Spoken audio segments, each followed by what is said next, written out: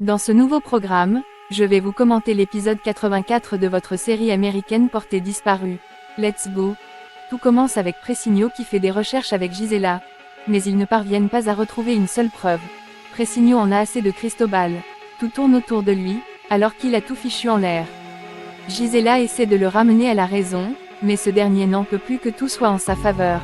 Alors que Gisela essaie de le raisonner, ce dernier ne résiste pas au charme de Gisela, et la prend de force pour l'embrasser. Gisela parvient à se libérer de son emprise en lui demandant d'arrêter son délire. Mais Presigno n'est pas prêt de lâcher l'affaire. Il veut à tout prix embrasser Gisela. À l'instant, Cristobal entend des cris et arrive dans les lieux. Pendant ce temps, Cecilia et sa famille sont en train de préparer leur déménagement. Bruno reçoit à nouveau un appel d'avertissement, le rappelant qu'il va payer pour ce qu'il a fait.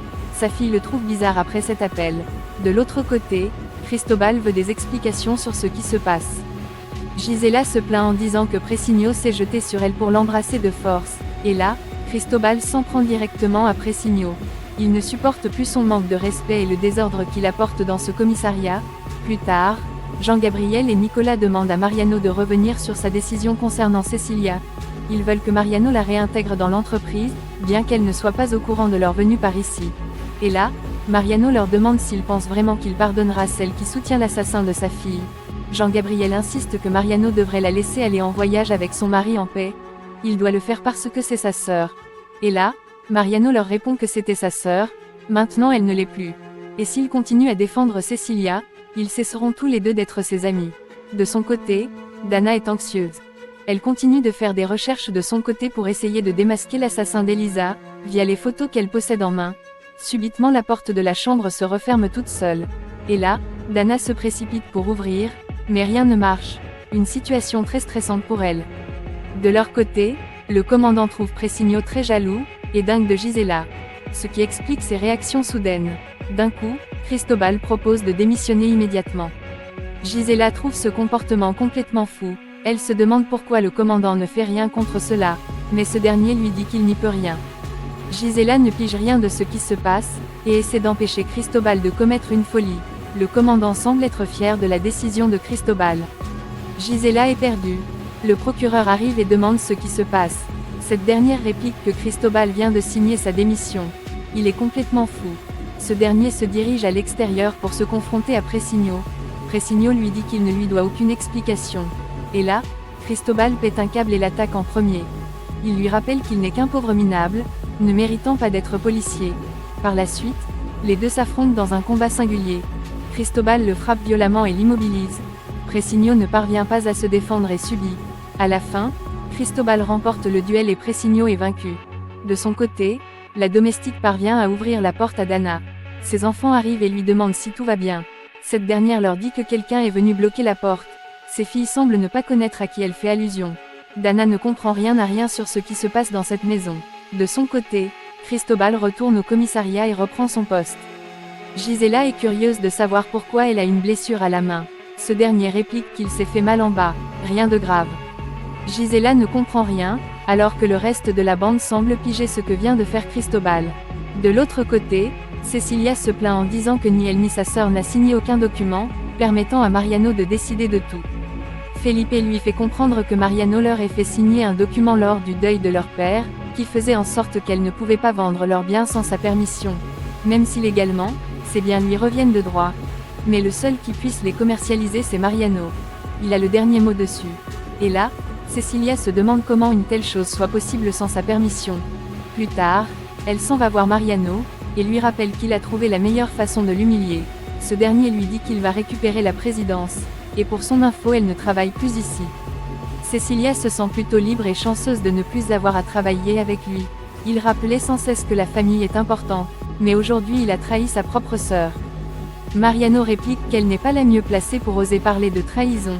Cette dernière lui fait comprendre qu'il leur ait fait signer un document qui leur empêche de vendre leur action, mais elle promet de prendre sa revanche. Mariano réplique qu'à cause de ses plans, elle aurait fichu en l'air tout le travail qu'il a fait depuis le début. Et là, Cecilia pète un câble et lui demande s'il veut dire par là que c'est lui le bâtisseur de cette entreprise. Ce dernier lui dit qu'il n'a rien bâti. Mais il défendra l'intérêt de cette entreprise jusqu'au bout. Par contre, elle a gâché toute sa vie en défendant cet assassin de Bruno. Cecilia le supplie en disant que la seule chose qu'elle désire, c'est de quitter Los Angeles et refaire sa vie. Mais Mariano n'est pas d'accord avec ce souhait.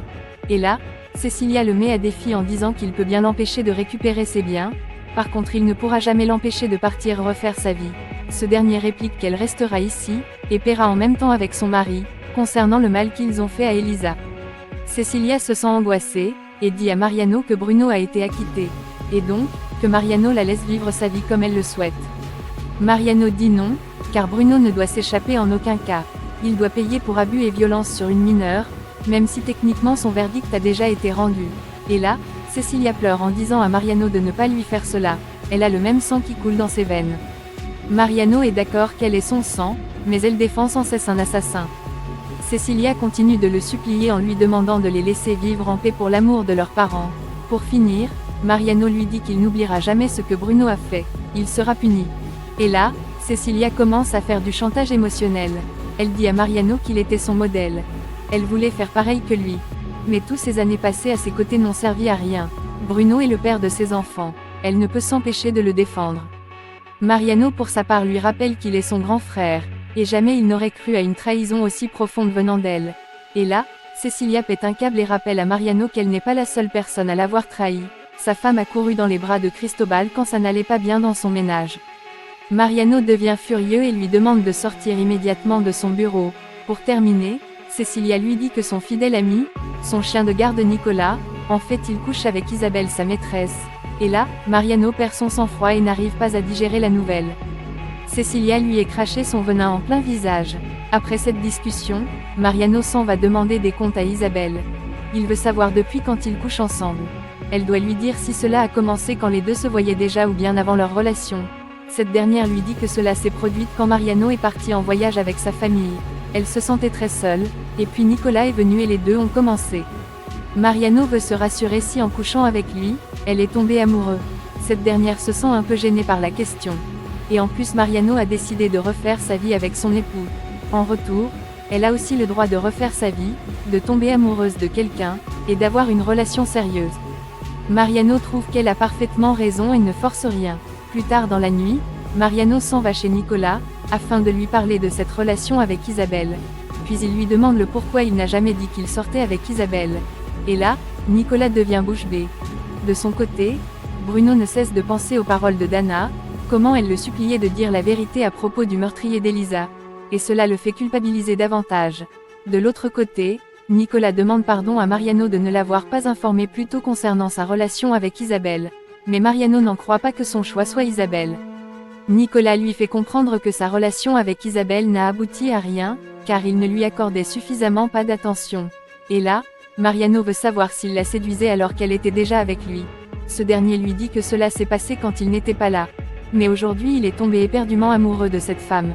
Il n'y peut rien désormais. De leur côté, Cristobal se rend au domicile de Cecilia, alors que cette dernière rentre en voiture. Elle lui dit clairement qu'elle n'a rien à faire avec lui. Cristobal lui rappelle juste qu'elle a réussi parfaitement son coup en le manipulant. Mais maintenant elle est coincée et ne pourra plus voyager. Toutes ces petites stratégies ne marcheront plus désormais. Cecilia est curieuse de savoir ce qu'il s'apprête à faire maintenant. Cristobal lui rappelle juste qu'il est au courant sur le fait qu'elle a donné 100 000 $ à Lorena, afin qu'elle n'accuse pas Bruno. Et franchement, tout cela ne sert à rien pour sa défense. Cette dernière ne lui demande qu'une chose, de la laisser, elle et sa famille en paix. Une fois entrée chez elle, Cecilia est tendue concernant ce qui se passe. Cristobal est déjà au courant qu'elle a donné 100 000 $ à Lorena pour qu'elle change son témoignage. Elle n'en peut plus de ce qui se passe. Ça devient de plus en plus compliqué chaque jour qui passe. Depuis qu'elle a décidé de l'aider, tout va de mal en pire. Elle ne comprend pas pourquoi elle a pris l'engagement d'aider Bruno. Ce dernier lui dit qu'il n'a jamais sollicité son aide en aucun cas. Et là, Cecilia lui rappelle le jour où il pleurnichait et disait qu'il voulait se rendre à la police. Ce dernier réplique que c'est la pire erreur qu'il puisse faire de ne pas se rendre à la police, et en attendant qu'elle répare tout avec un plan tordu.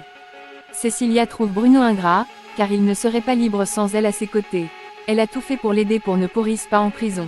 Ce dernier lui dit qu'elle s'est emmêlé les pédales en voulant trop faire. Et à cause de cela, même son frère lui est tout pris sur son héritage. Il se demande vraiment si elle comptait tuer Elisa et sortir innocente dans cette histoire.